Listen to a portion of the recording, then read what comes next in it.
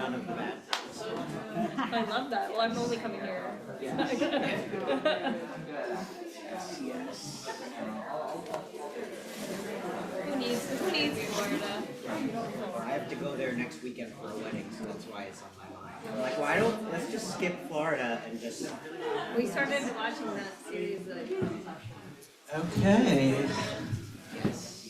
Welcome everyone to the Office Hours Fall 2025 Showcase. My name, as most of you know, is Greg Newton. I'm the co-founder, along with my partner, Donnie Jokum, of the Bureau of General Services Queer Division. And the Bureau is an all-volunteer independent queer bookstore that Donnie and I founded in 2012 and that has been here at the center since 2014. So, as an all-volunteer independent queer bookstore, we rely both on sales and donations to keep this machinery going. So I'm going to pass a bag around. If you're able to throw something in there, great. If you'd rather support us by buying books, that is also great. We accept both. There's change in here. If you have a very big bill you want to throw in, there's also a Venmo QR code. Anyone watching online, if you'd like to donate, you can donate on Venmo at BGSQD. That's 5 letters. So I'll pass that around. So the Bureau has regular hours Wednesdays through Sundays from 1 to 7 p.m. And then we often stay open later when we have events such as this. And if you're not already on our email list, you can sign up for that at the back of the room or on our website, bgsqd.com. And you'll get a newsletter every other Monday about our many upcoming events. And before I bring Sarah up, our host with the most, I wanted to read a land acknowledgement. So the Bureau acknowledges that our organization operates on the unceded land of the Munsee Lenape. We encourage you to join the Bureau in signing up to make a monthly donation to the American Indian Community House, which was founded in 1969 and is located here in Manhattan. Donating to the AICH is one way for settlers and non-native people to acknowledge the legacy of theft and genocide that comprise the history of New York City and the United States. And you can find out more at aich.org. The Bureau also recognizes Palestinian liberation as a fundamental part of our collective queer liberation. And we strongly encourage you to take one of our free zines by the Register about why we feel it is especially important for queer people to speak out in solidarity with Palestinians at this moment. And with that, I turn the mic over to Sarah Sala.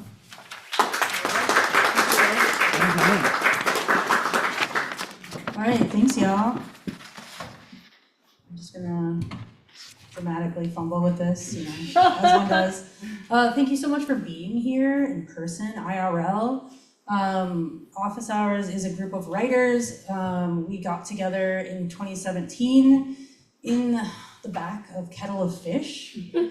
Between sports games, they'd be like, hey, throw the ball, tackle, hit the bat. And we'd be like, I think this comma's misplaced, actually. And I'd be like, is it okay if we push these 2 tables together? And they're like, do whatever you want.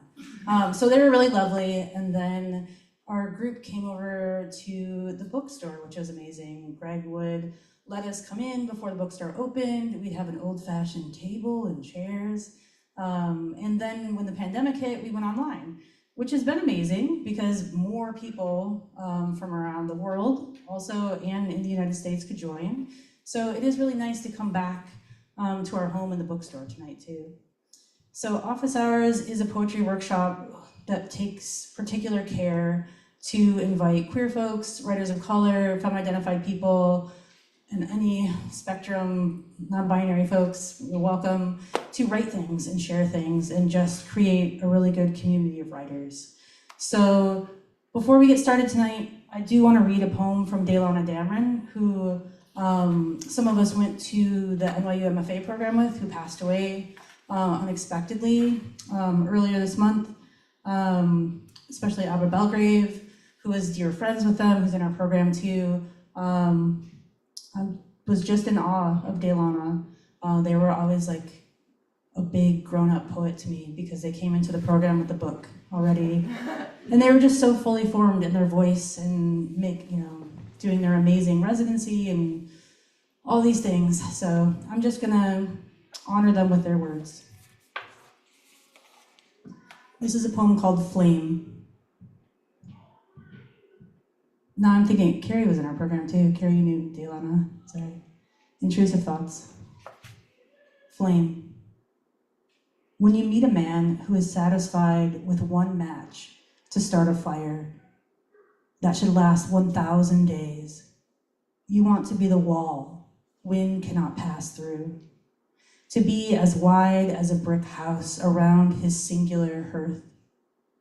When you meet this man, you want to be the dry kindling, and you wait for the touch, the blue of his fire. This man's love is a final flame held over you, and you say that you will burn. You will. Here is your body that burns for him. Here is the ash, your used up self, what's left to be swept away. So we just want to say we love you, and we're honoring you tonight with our poems. Woo-hoo. So our first poet up tonight will be Suzanne.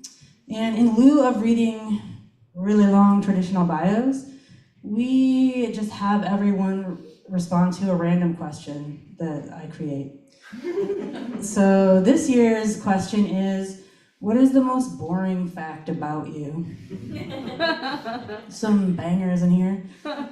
So Suzanne Highland cries cutting onions. Please welcome Suzanne.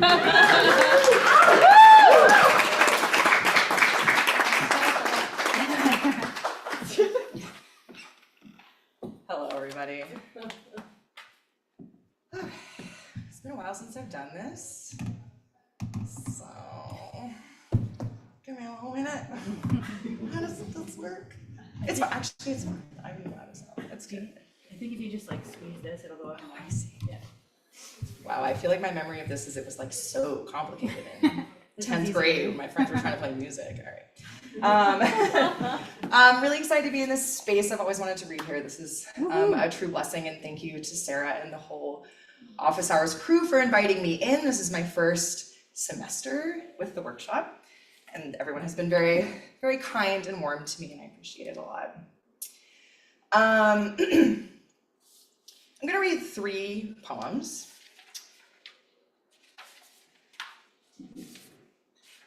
The first one is a poem written as a series of punchlines, I think.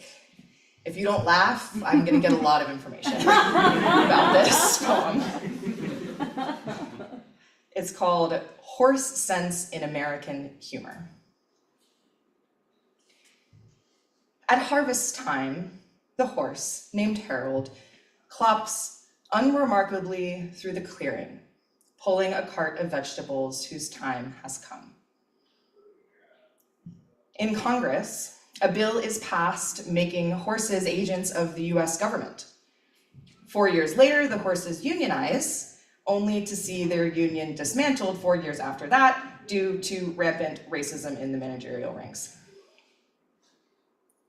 Historically, having fun was a bodily act.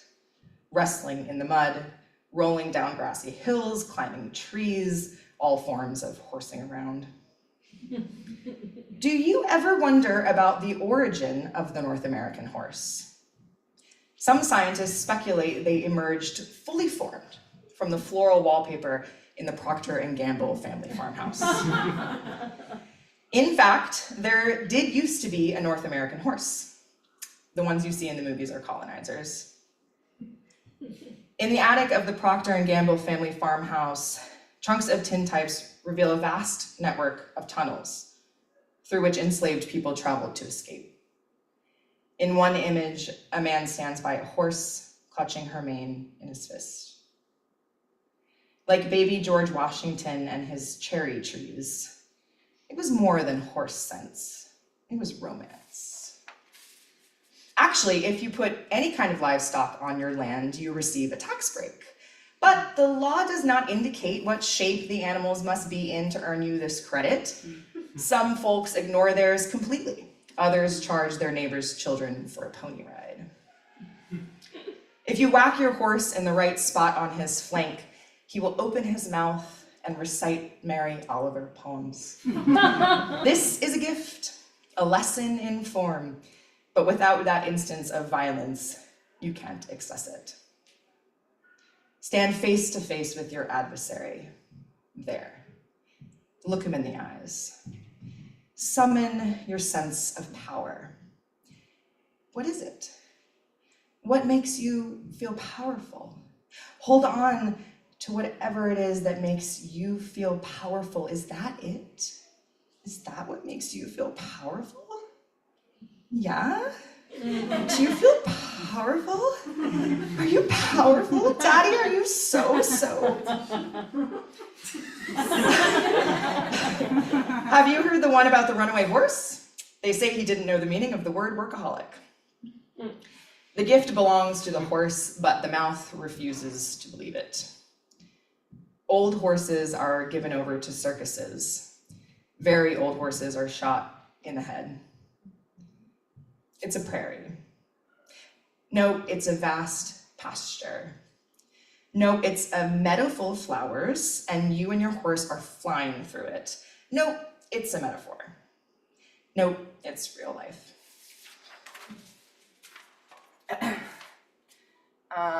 Okay. Thank you.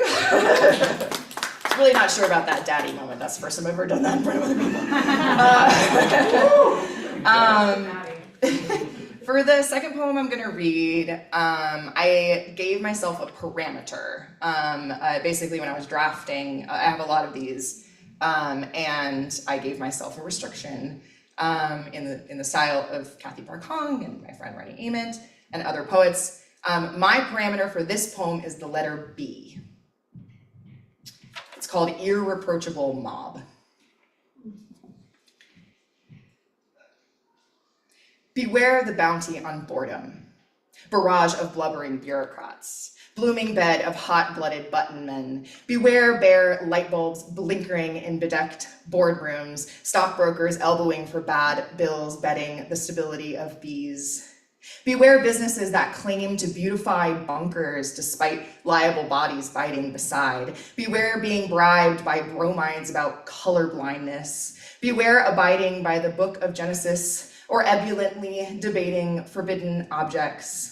Bedazzle the subreddits with brain waves, but don't try to bring liberty to bear. Beware the laboratory of obligatory jobs, the battered embarcadero where status-based debt is born, where robber barons fake bawl about their rabid laborers who have in truth been aborted, bloodied, rebellion dismembered. Blink and Bobby breaks the FBI. Blink and fatal combat in Kabul buys Bobby breathing room. Blink and Bobby glibly buffets all responsibilities back to some unattributable big shot, brain built for basic metabolism and boffing his own bunk only. Hell-bent on breaking established bylaws, the blondest members of Bobby's emboldened binary blast their bosses and bellboys alike with these black broadcasts. They betray their brothers, these abject bankers, these boys as big as babies.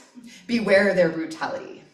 Beware the barking Labradors between buildings liberating their breasts. Beware urban beaches. Beware blowing the whistle on biodiversity or bilingualism. Beware neighbors burying babies, burying libraries, unboundaried by speakable possibility.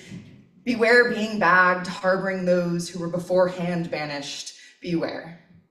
In this republic, being born is the same as being bought, made to bear the brunt of this biography of 813 billionaires. Woo! Yeah.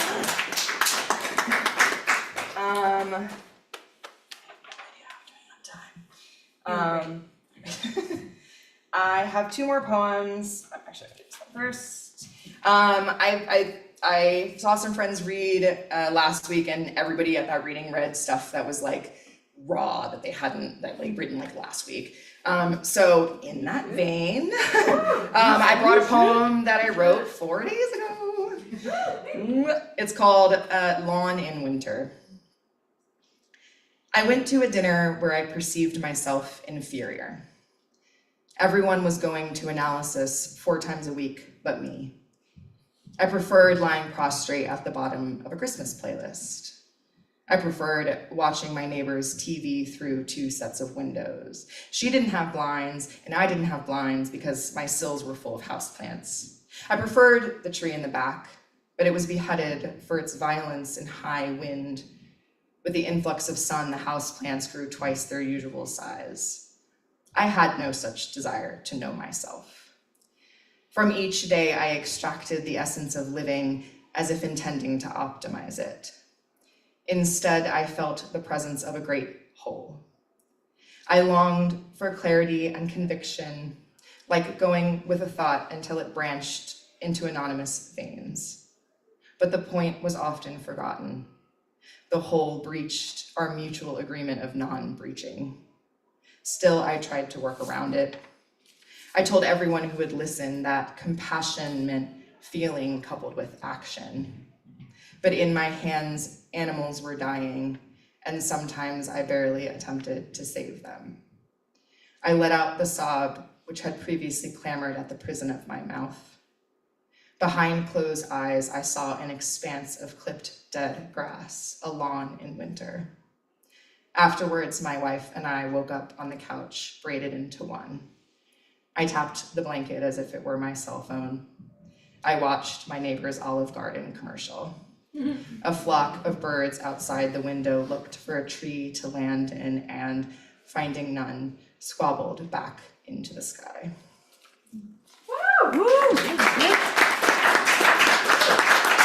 All right, I have one more short poem that is a love poem, as Sarah asked me in the workshop, and it's true.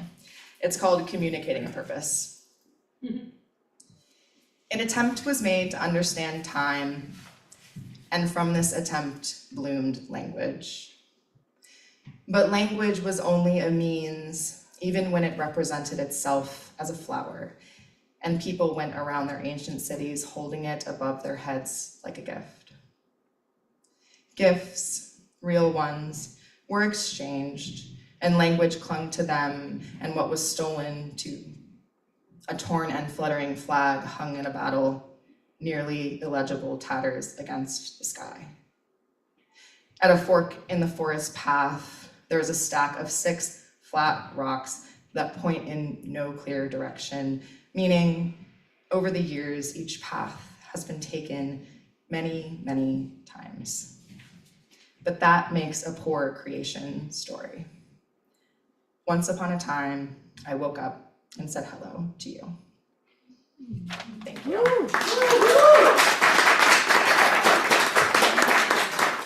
And I get to introduce our next reader, Jay Freeborn. In response to the question, what is the most boring fact about you? Jay said, Jay was an American girl raised on promises. Couldn't help thinking that there was a little more to life somewhere else. Thank you.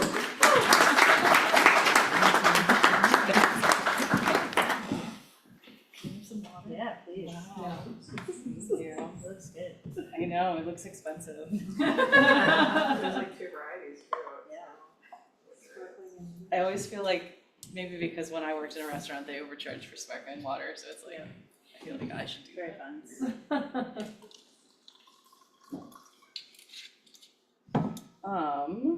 Thank you everybody for coming out this evening, and thank you to Office Hours and my fellow folks in Wednesday group. Always the best part of every 2 weeks. So thank you. Thank you, Shakima. I have an assist online because I got really into writing Ekphraxis poetry, and so this is a painting called Adoration of the Magi, much like many other adorations of the Magi, but I saw it at the Met a couple months ago and I just really liked it a lot. And so I'm trying to write a series where each figure in the poem gets a poem. And I've only gotten as far as 2, so you're gonna hear 2. But it's gonna be for mother and father, and they're over in the left-hand side. Mother. When the son is born, I am no longer the subject of adoration. He, a piece of my handiwork, is the future. Should I run away, or should I happen to die, he is what lives on of me. I didn't choose this time, this man beside me, husband, or a broken chapel house with its revolving door, of every cousin, idler, salesman, king, sycophant, stranger, friend, or other. Sometime before, in adoration, I was chosen. And though I lack the legitimacy uniform confers, my place is unmistakable. And when the law comes, booting us from our weedy patch to another weedier still, grasping for the baby to raise above the fray and out of my arms forever, in that moment, it will be the final moment, I feel the light of expectation.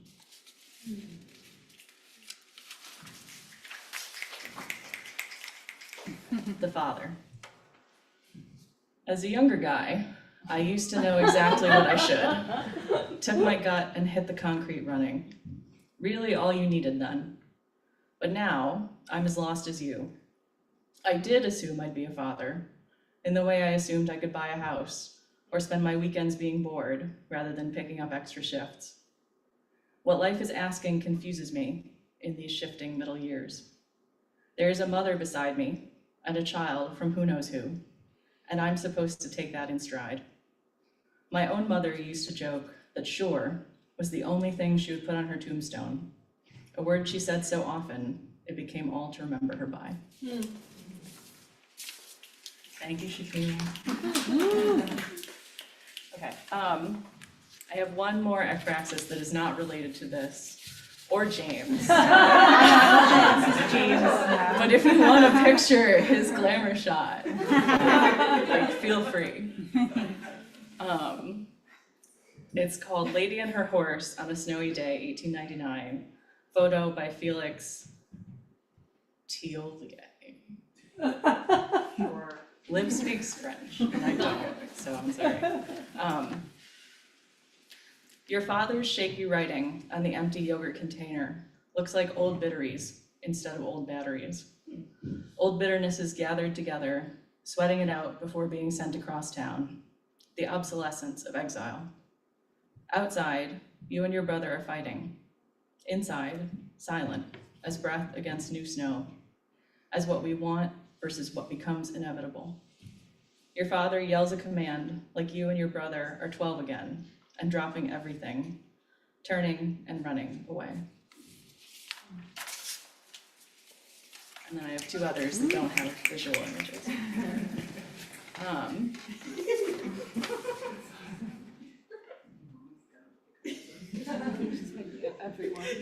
Okay. I knew I shouldn't have said yes. The pressure's on now. Okay, do I go back to that link and get another? No, you don't have to do anything. Okay, all right, sorry.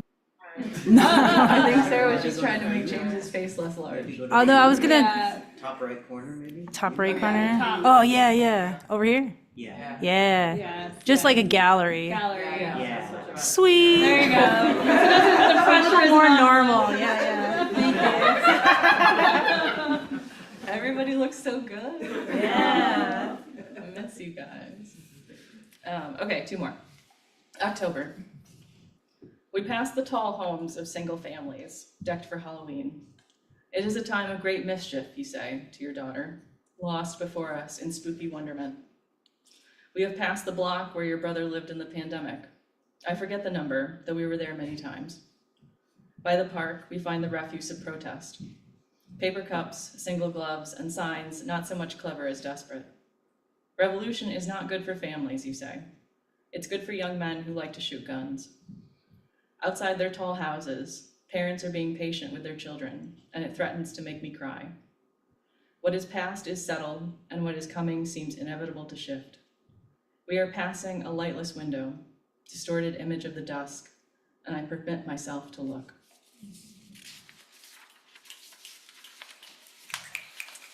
And then the last one, she's not here this evening, but this is based on a prompt from a retreat that another office hours member, Emily Hockaday, did in the spring. It was a wonderful It was a wonderful prompt. It's called Letter Coming North. I took the early train, pale sun winking as we crawl through the midtown tunnels. Outside, half the world is new, chartreuse and supple amid lingering winter brown. How are you? Have you cleared the last of your mother's things from the house? Have the coy dogs whelped or the crocuses bloomed?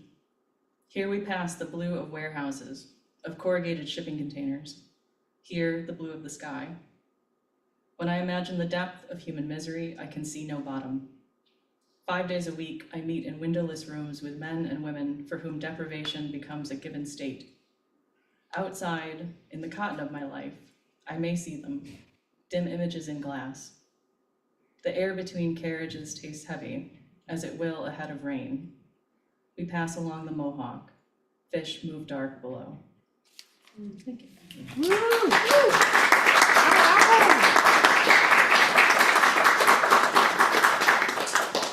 And the next reader is Shakima Smalls. Thank you for the assist one more time. And her fun fact, which is boring, is that her favorite color is green.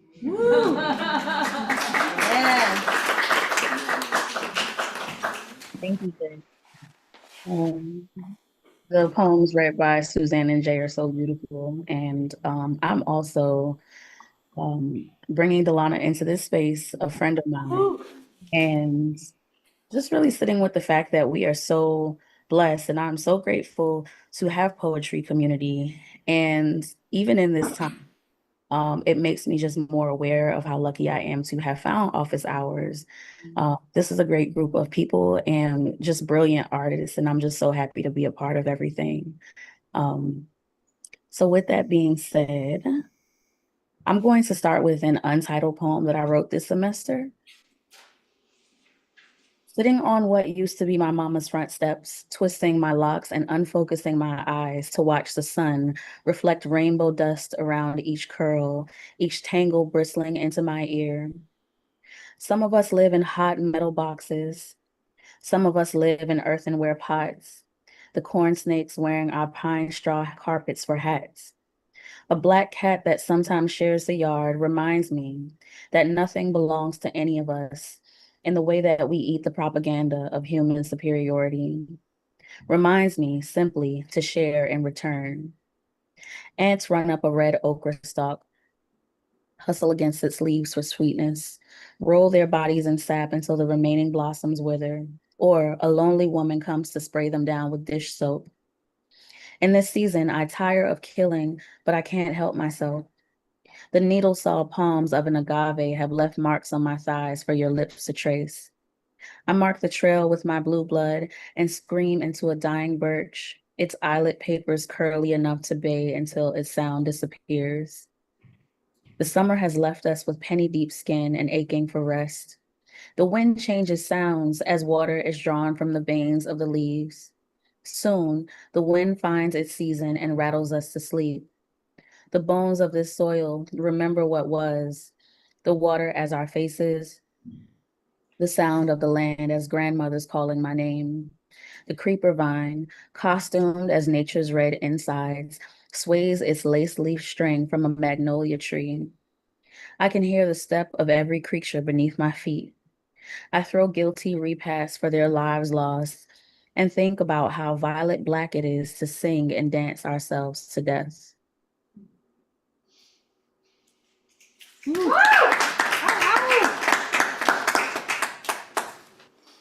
This next poem is called He Boy. Of masks, used to count like a man shooting dice, luck pinched from behind his neck, reappears to me in a dream. Box Polaroid cheek shine, smelling faintly of grease and silver bromide. He Boy is gathered among the other children in a collared shirt, falls asleep in a montage of his life. Every broken treaty, every monkey on his back. He chases the ball and wakes with empty pockets and a busted lip. In another dream, I search for his hunger, consent, submission. I ask God to help me betray them, to heal his father boyhood, crack it onto stone and bury it. He boy, handsome and colored, poured into the city from a womb. In another dream, he has grown Starlight Smile into a man who will take his chances and wonders what he will do when he, so high, comes down. Okay.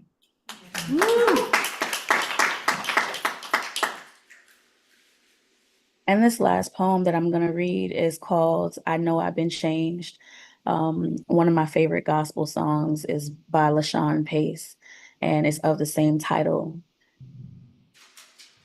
I'll leave no children and no lovers. There will be no relatives to pick through the boxes stacked against my barren headboard. There will be rains that wash away all traces of my sweat in the earth, all my labors. The sound of my weekend mornings will have faded until they are movements that someone who loves me somewhere can hear. Maybe I'll leave a fur coat to a beloved friend, a box of tools to a dutiful daughter. I will have knickknacks that someone will carry with them until they can't carry anymore. Don't I know? They will discuss how expensive my things are, how rare a life. I will consider that I'm a common dead, my head crowned in azaleas, my feet planted upright to make rich soil. I told them to bury me. I might come back and ask them, just what do they think, fussing over my body burying me? This will rid me of human authority, of devotion, of mechanical error. Cover my breasts in milk like spring. Let the possums admire my silver gown. I am changed and now wear beetles in my eyelashes, flesh flies in my hair. Thank you.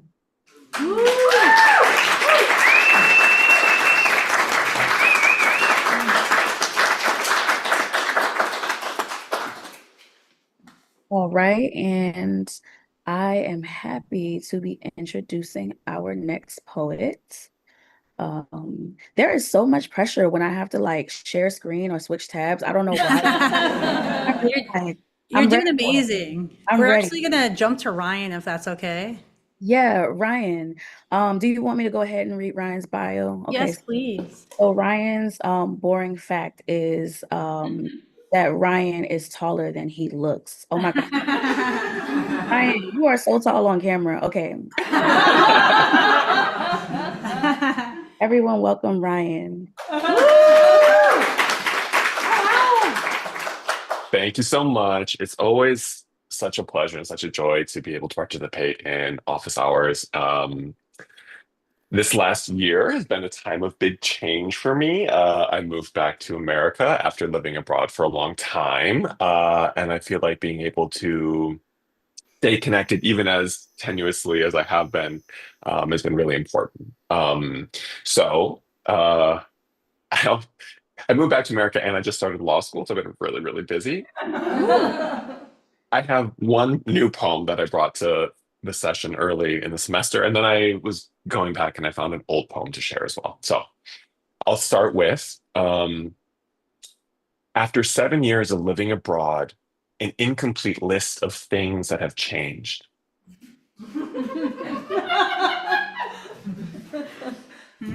Everything feels expensive, tipping everywhere, looking the wrong way when crossing the street, greeting whoever looks me in the eye, hello. I have become one who sends New Year's cards, who hates car culture and buys too many plants for fear that I will have nothing to contribute. I don't get sad anymore. Sleeping less, more drugs. Late at night when the police cars zoom by, I can let go of my dreams. No sirens, all light. Recognizing a haircut more frequently from behind, or perhaps a name on a post-it note of someone who couldn't possibly be here. To possibly be here, holding no fear in missing out, no longer living in time. I live in Chicago, where only I write in the dark or take a sip of water, splashing the rest down the sink to climb back into bed. I ache. It's the days who have taught me distance, given me discomfort, loving America and America making it hard. The friends I have no, excuse me, the friends I have known most of my life, closer, no longer feeling unmoored. Now that I can speak, I have less to say. So many cities I've walked from, even strangers feel to their beginnings like friends. I take no pictures, can always be alone now. Throw parties primarily as a way to make myself clean. I still want everyone to like me, but don't dare make them. The gray patches in my beard, unsurprising. I am jaded, inured to failure, have stopped seeing it everywhere I look. I look good with my shirt tucked, standing up straight. So much seems easier. Each city, I don't believe in finding everyone, everywhere, lost.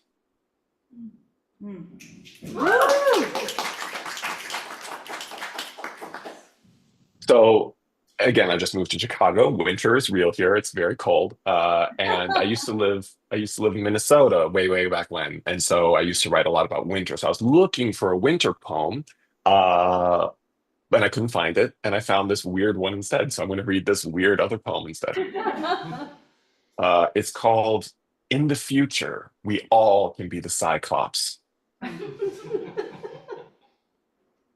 Once we are able to remove our eyes, young mothers will leave their newborns, one eye over the crib, like the sun looking down from the center of the mobile.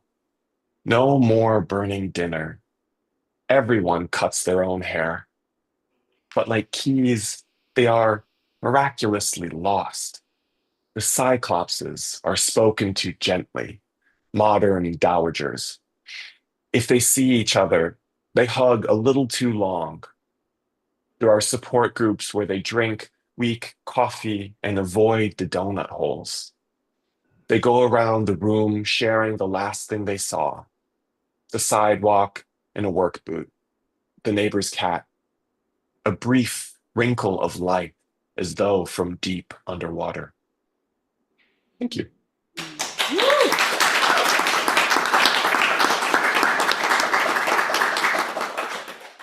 All right. Thank you. Just thank you again for everyone who's there. Love it. This is so much fun. So moving on, I'll be introducing Megan Murtha. And the most boring thing you absolutely need to know about her is that she has lived in New York State her entire life. Thank you so much.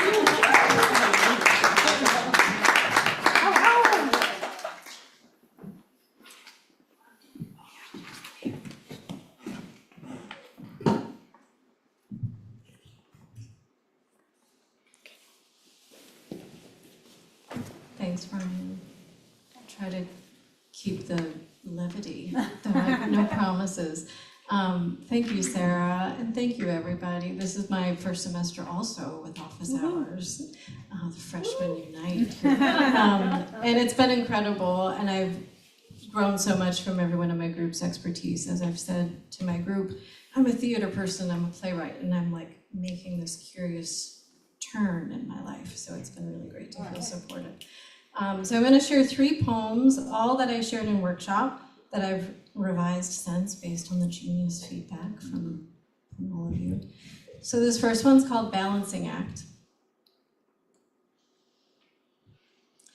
At night, staring down the hall, I would sense each face of my family asleep, doors ajar, their tiny deaths emitting darkness. My socked feet, 2 white ghosts illuminated by lowly nightlight, cast long shadows. I would tiptoe, stilting my way to the bathroom for a trickling pee, hovered over the cold seat in cobalt blue moonlight.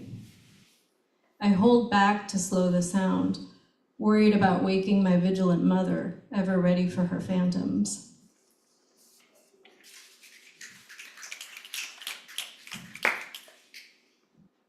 Buffalo, New York. The only people I could ever write about were the ones who talked through their noses. A real nasal academy of disdain for anyone who made choices other than a brick ranch and a cul-de-sac that sees 6 months of winter from a beige recliner and boiled cabbage air that burps out to warm my face as a door-to-door Girl Scout. promised. Knowing their words can't send the cold back over the lake, they pride themselves on hunkering down, because that's what you do when the cold will stick your nostrils and the TV's on and the view outside an impassable tundra glitters like diamonds in the quiet of streetlight that lift off like stars with no one out to see.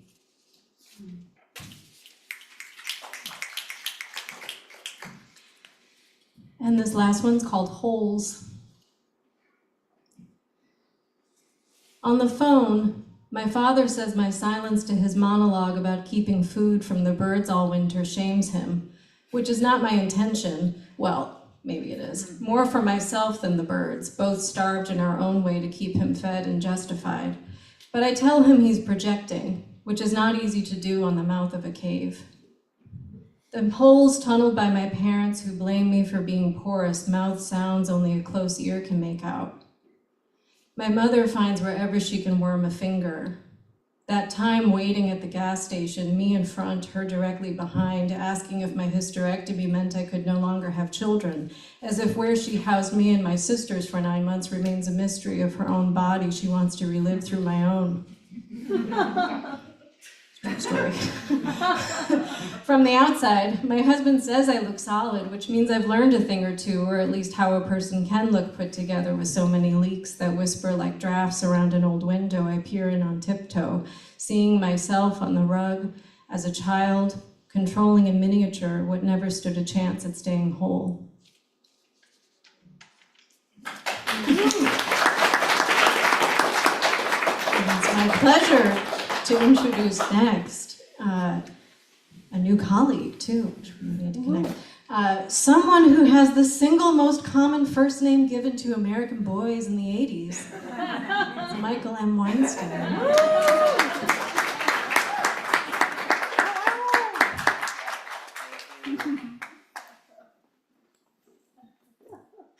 Thank you so much. I'm so proud and excited to be here in my hot pink sweatshirt that I just we're here, we're queer, it's the end of the semester, it's great.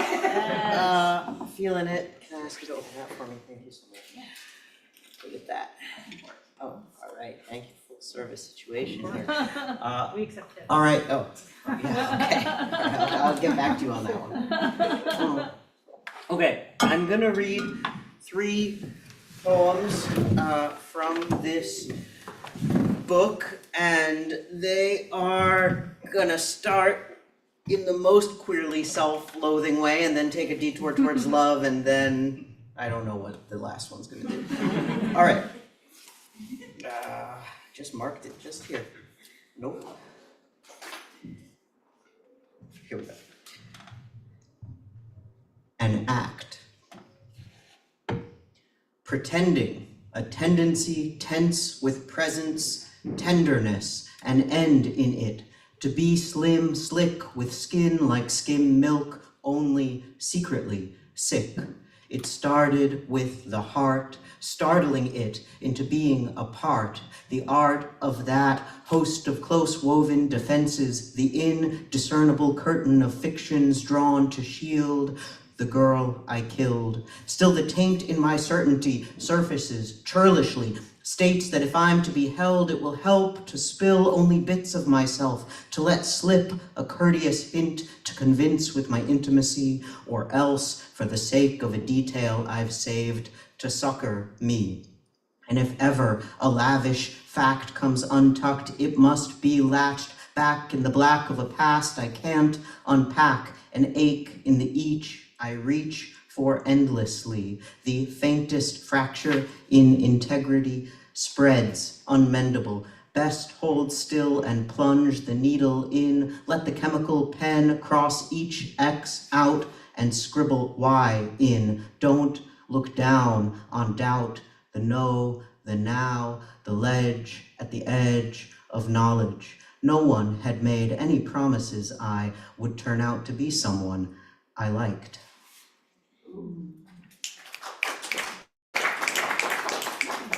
All right. Oh, this is a romantic one. Just to show that I don't always write depressing stuff.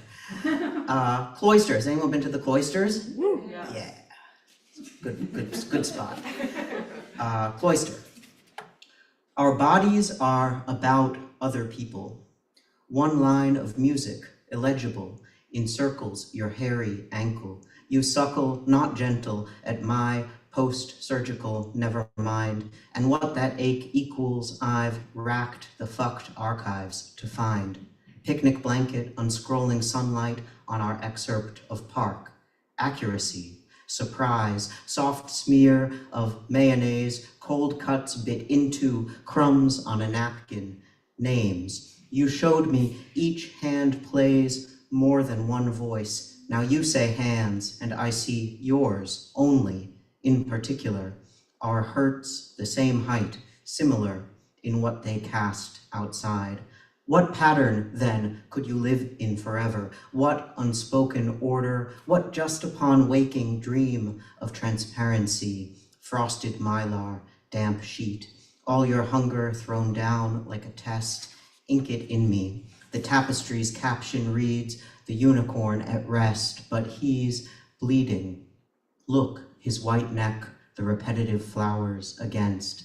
Pain's its own kind of weather, meaningless depth in a world made for flatness, deadpan as clouds on canvas. Yet across you reached and pushed away my crutch. Here you are, said your eyes, says art. I was literally touched. All right, one more. My grandma has a little cameo in here. This is the title poem, Saint Consequence. To trust a moon exists, incandescent distance is not to glimpse a garden by the light of it.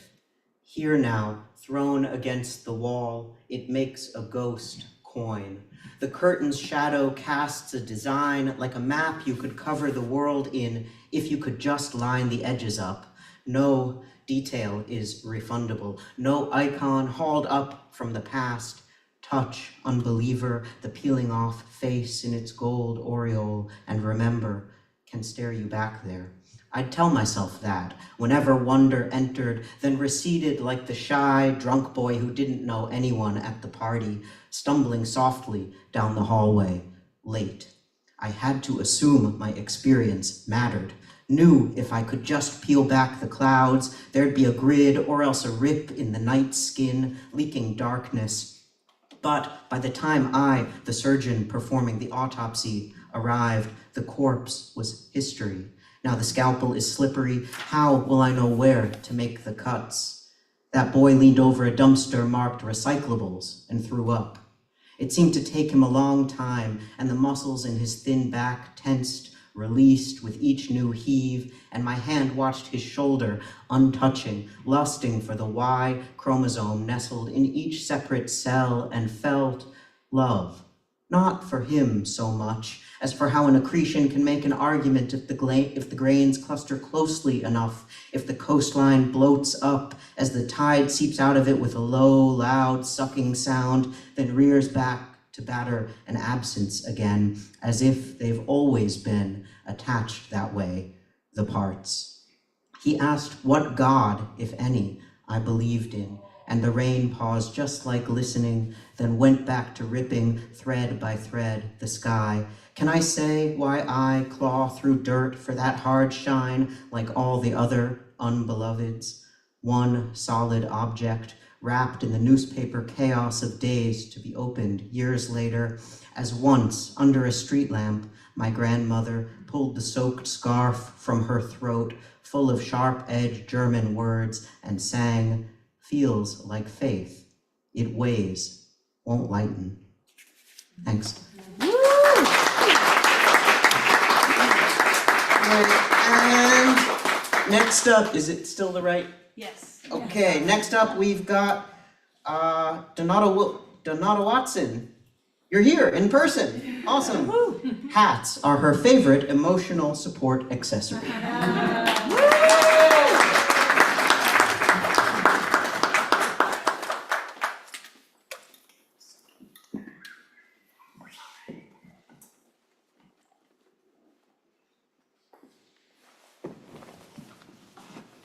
What an amazing read.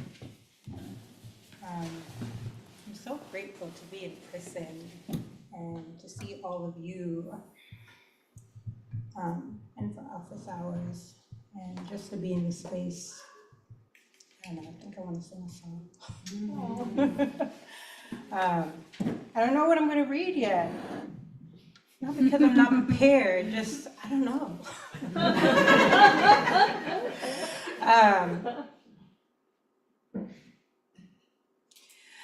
I am a warrior. I am a conqueror. I'm an overcomer in the name of the Lord. This is called a warrior's call. But how do you get the strength, to just keep on keeping on?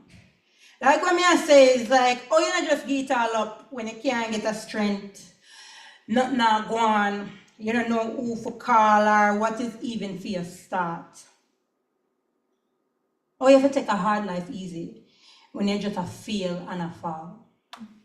What me I ask is, you see, things really feel so hard, so tricky, and so stout.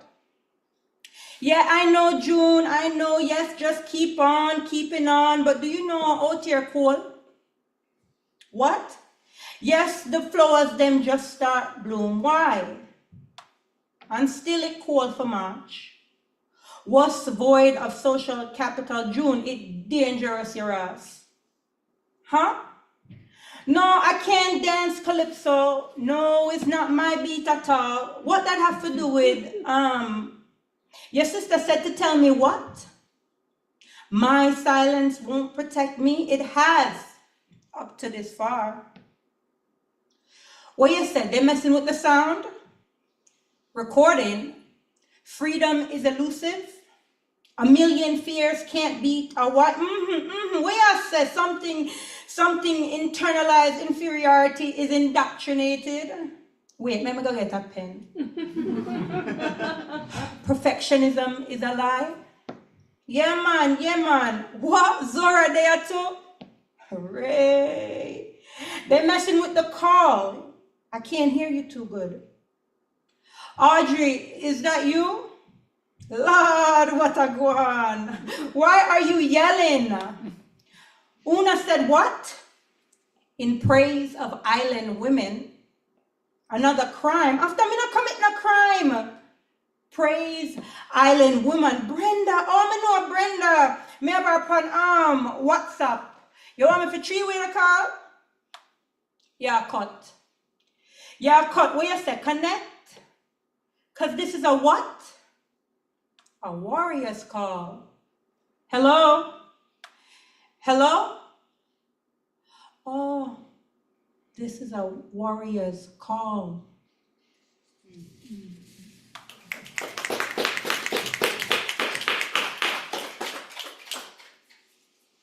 I'm gonna sing again. This is called My Revolutionary Friend. It's after Linton Kwesi's Johnson poem of similar name, but different spelling. Also after Fire Pit Wisdom through Music, Rashid Johnson, who also has this amazing exhibition up at the Guggenheim right now, called A Poem for Deep Thinkers. Shala la la la la la boom boom shalay. I baka hakyal today. La la la la la la boom boom shalow. I forget that girl, yeah. When you enter a space, you have to make nice. So your people them know say you did it. So the dopey them know you're not easy for frighten. This thing wants me out on the streets with knotted hair, blackened nails, panties down, hunched over, pissing in broad daylight into a sewage drain.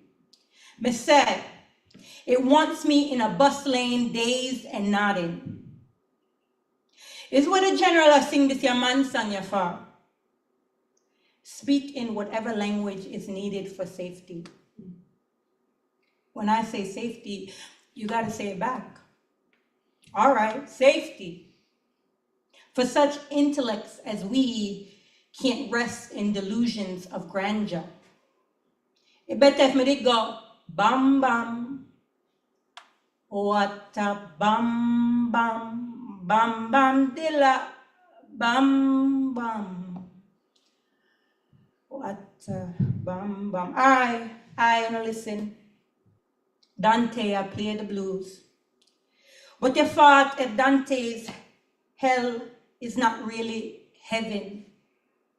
To prove I'm not afraid of nobody's eyes, I guess I have to trot up the laden white path, offering myself upon the altar as a sacrifice. Each tear a sacrifice. Me look good though, no? Me look good. See me here with all my things them laid outside. My dear revolutionary friend, you gonna tell me if Isa come? Here, the reading room used to be the security room, so I have clearance. They like it on display. No pain will be wasted. And what is shame to the deranged? Talking about shame, shame. That's how they like it. Aren't we all in the same boat anyway? My dear revolutionary friend, get up, go wash your face with the cake soap. Next, apply shea butter while sipping semi-contra tea. Make it look good. Make it look good. And if you can't make it look good, you hear? At least make it sound good. Shala-la-la-la-la, boom boom shalay. I got a hot girl today. La la la la la la boom boom shala. I forget the girl, yeah. Thank you.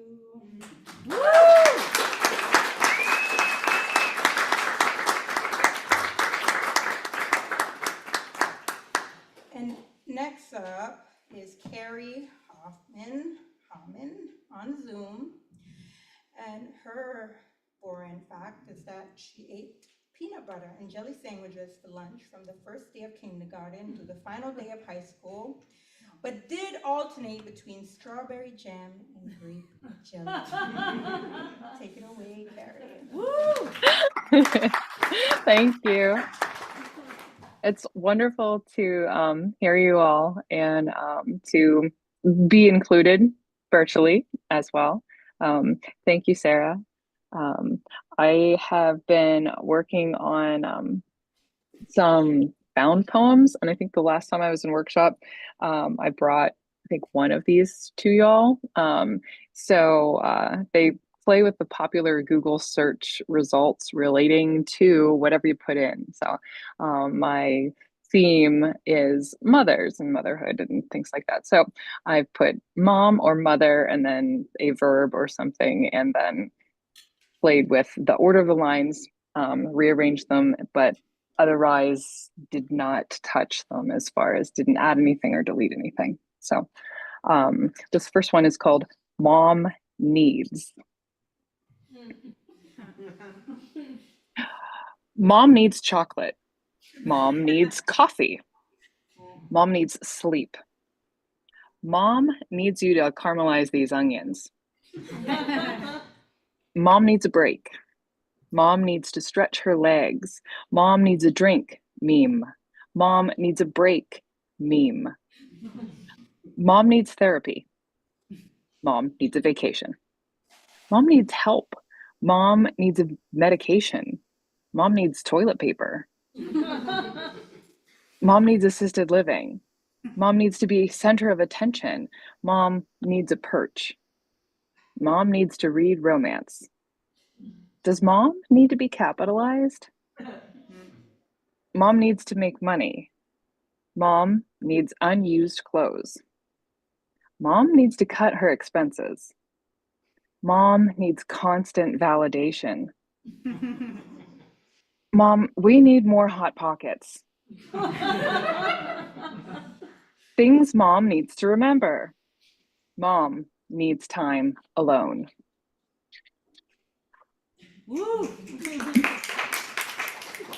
The next poem is called Mom, You. Mom, young Sheldon. Mom, YouTube. Mom, you. Mom, you're the best.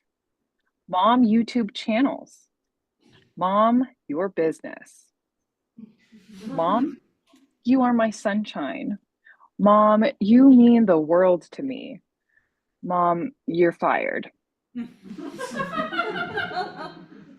Mom, you're embarrassing me. GIF.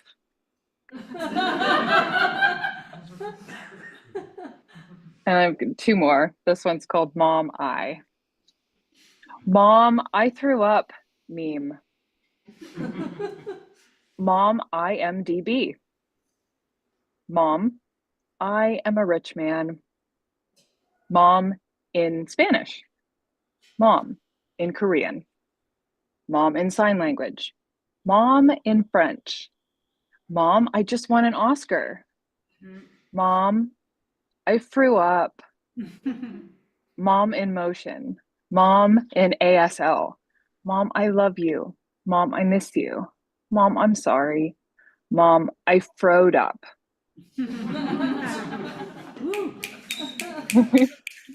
And then the final one is called Mother Doesn't.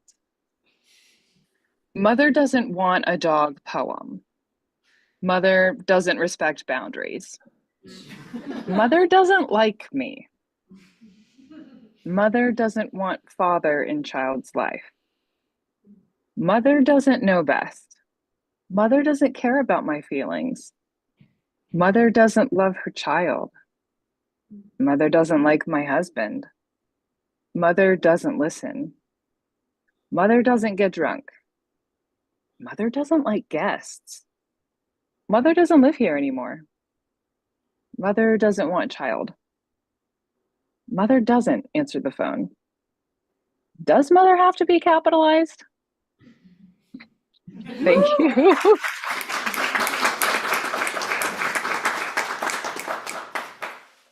And our next person who is reading in person is Dina Abdulhadi.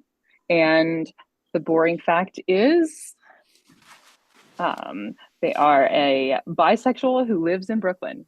I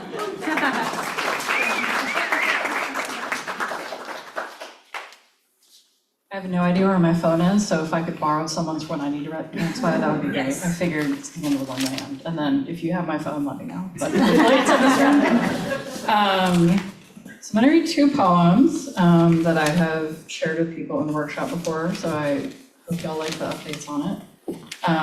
This first one is called Girls Just Want to Have Fundamental Liberation. And I'm also gonna sing, so don't be like too scared. A twink bartender on top of the counter starts dancing to the song.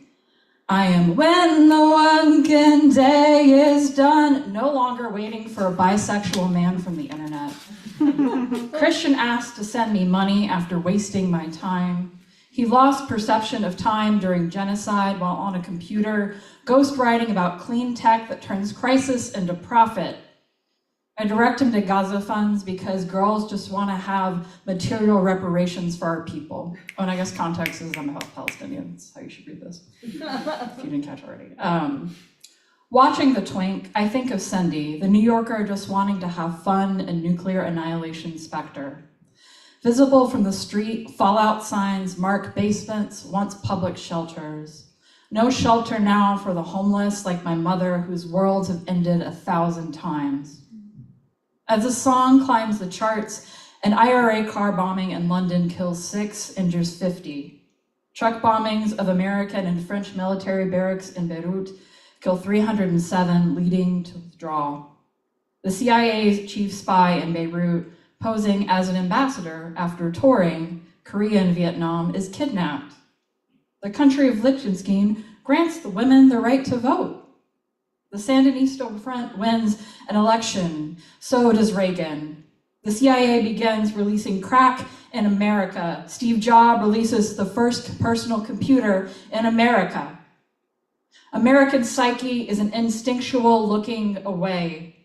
The song teaches me about a bisexual Arab man in tech who told me, "I'm glad I met you before the world ended and I heard your people trying to break free began the apocalypse." This man too was from money. The most important thing he learned in therapy was that he liked good sex. I learn a lot about submission in the American mind, and not just because this guy twirling in cowboy boots is a bottom. I learn a lot about submission in the Palestinian mind. We claim agency completely, have faith in what can come after that, needing no certainty before acting. God helps those who helps themselves. People around me can't find the will to live, nor leave Hell's Kitchen, much less this burning house, lost in opaqueness of smoke blown up each other's asses. When I look up Cyndi Lauper, Palestine, the first result is Times of Redacted article. Lauper sees Tel Aviv's true colors. My screen demands I verify my humanity by clicking a box. It tells me I failed the test, am forbidden.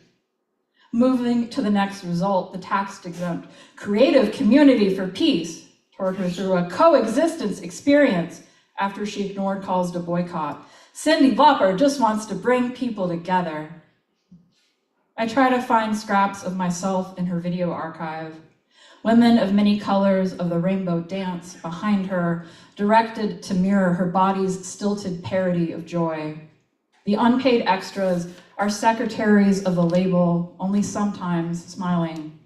She too had a Raggedy Ann doll in her childhood room with its red triangle nose propped against a magic 8-ball.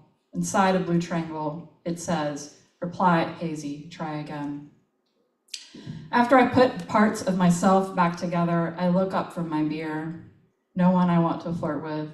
I could be in Chicago or North Carolina, pretending to live a big apple pie life in every American place that feels placeless. Another box I can't check. White men flirt by asking if I was ever a soldier because my shoulders seem so strong. Here and there, some boys take a beautiful girl and hide her away from the rest of the world. Who deserves to touch me anymore? I want to be the one who walks in the sun. All desire for pleasure born from spite for those who would pray me into a grave.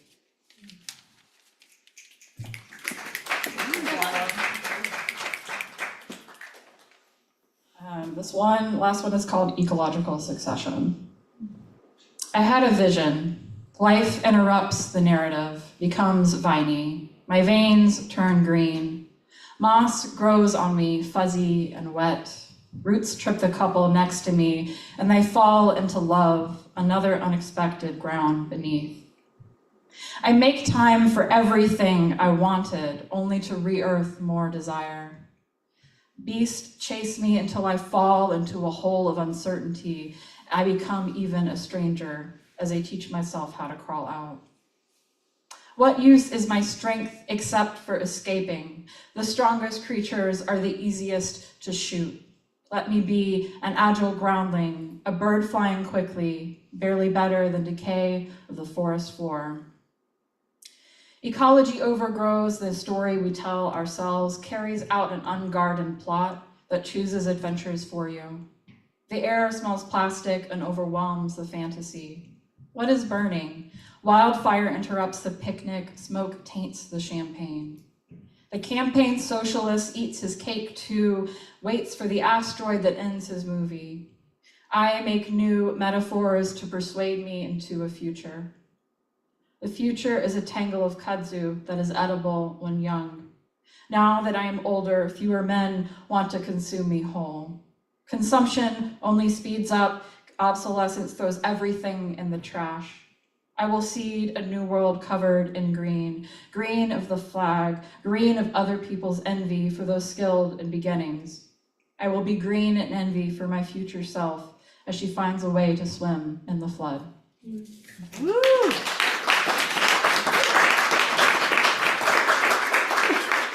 Sarah's very kindly letting me borrow her phone to introduce her.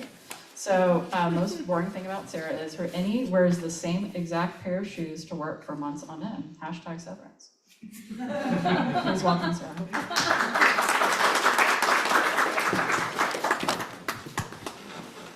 Thank you, Dina. Thank you, everybody. It's hard to follow all these amazing poems and performances. It's also really hard to come up with a fact that is just intriguing enough, but still boring. So yeah, they say it's really bad to wear the same shoes every day. It's bad for your back. But I don't know. It's my work uniform. So I'm wearing them tonight. Good old shoes. All right. This poem's called Whimsy.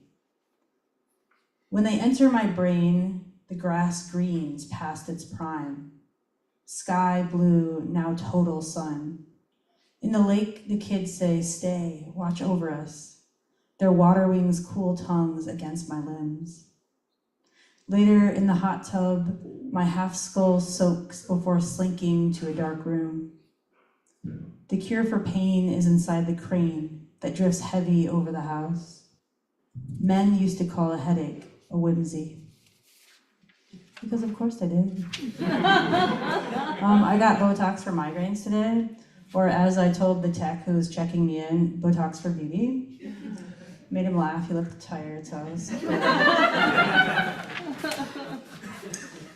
This is a lyric essay I started in 2021 and then shelved, and so one page is allowed to see the light of day.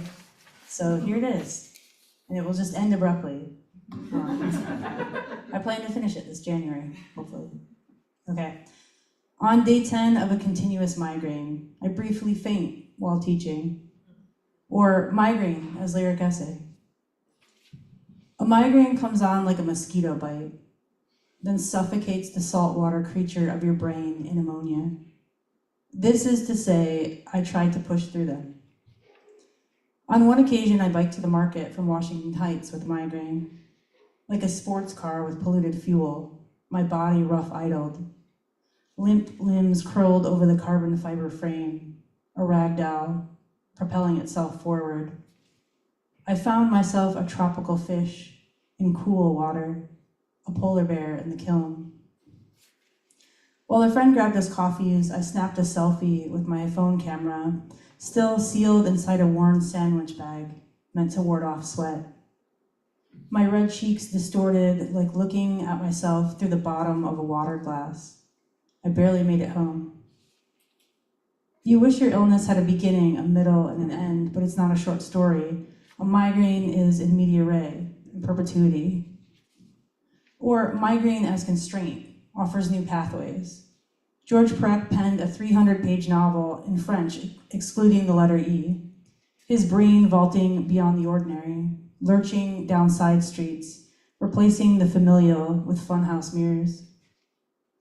On medical leave, I learned how to do nothing, to achieve nothing, not watching TV or reading or sleeping or daydreaming or meditating or even thinking.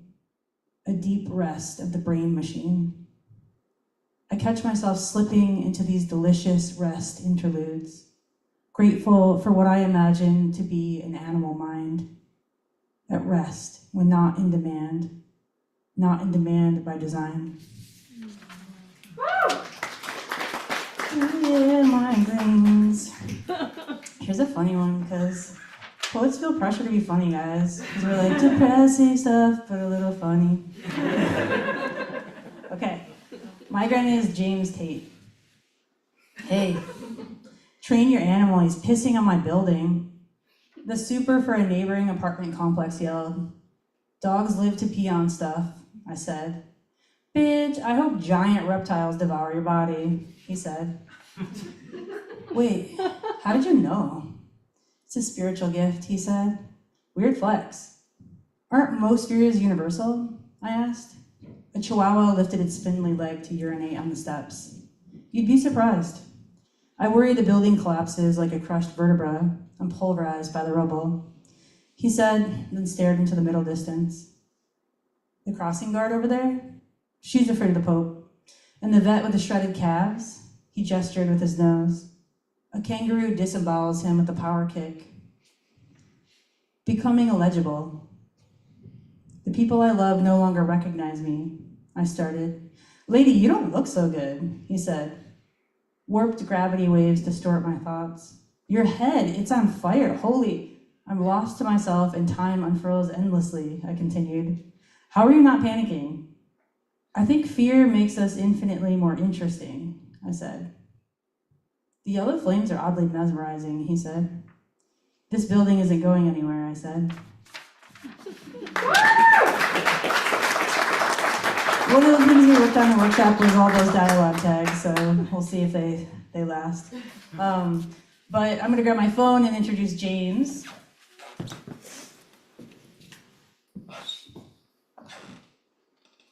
Whose thrillingly boring fact is that he ate 34 different kinds of pasta this year as part of a New Year's resolution to eat as many kinds of pasta as possible. Please welcome James. Hey.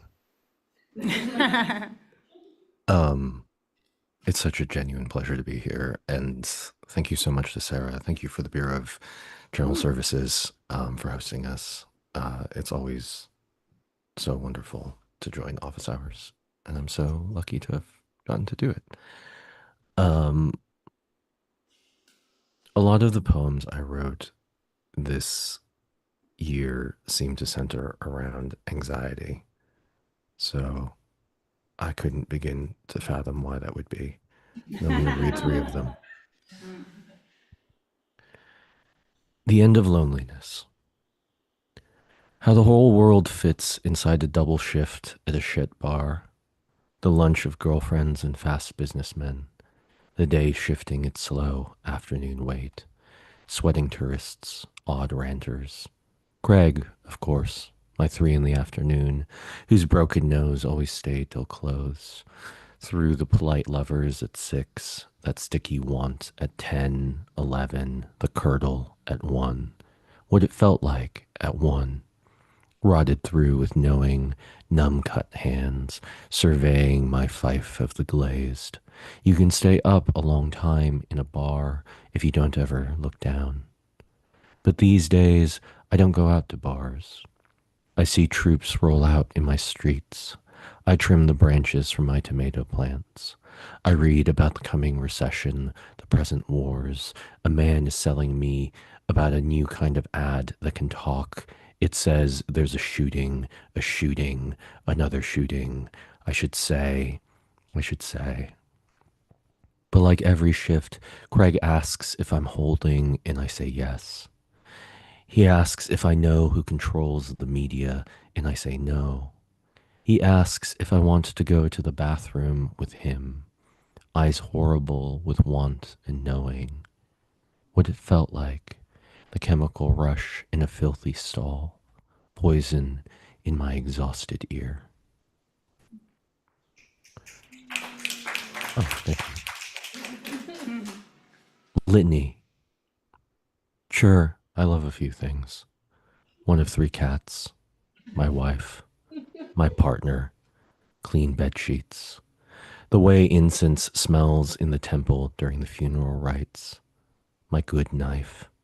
I love a fight, the bar in the early afternoon, the first drink, the 5th, a fucking fight. Love the city after the rain, love fucking, to be clear, never is clear, how there is something that is howling unless. Daydream of fatal car crash, a line fitting like a dovetail joint, how it is clean, shower clean. Render the complicated man simple, rend him until his neck tips back. The way it lands sometimes, kneeling, clean. In Love County, Oklahoma, a truck full of pianos spontaneously combusts. That sound, then silence. Soup.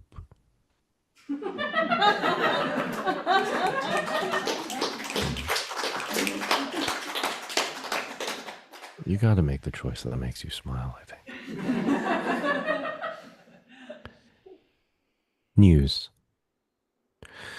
Something happened just in. There's a new take cover. Reports an ex-serviceman opened new ethnic restaurant. Wave of boots on the ground. I heard there's a shortage of syringes, eggs, friendly judges, cheap drones, new takes on the MCU. Did you hear there was a shooting just now? He deserved it.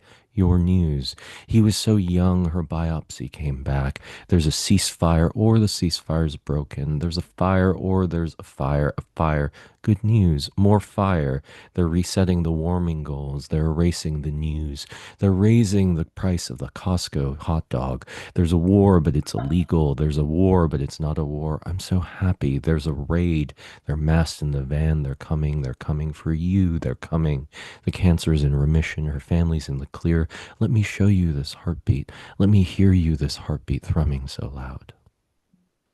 Thank you.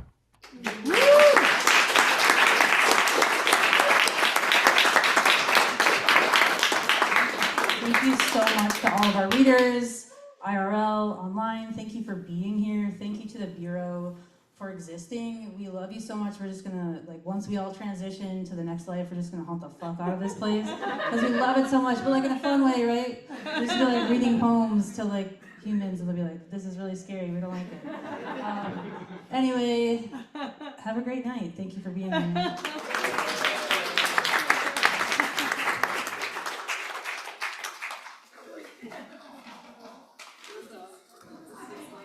Oh yeah,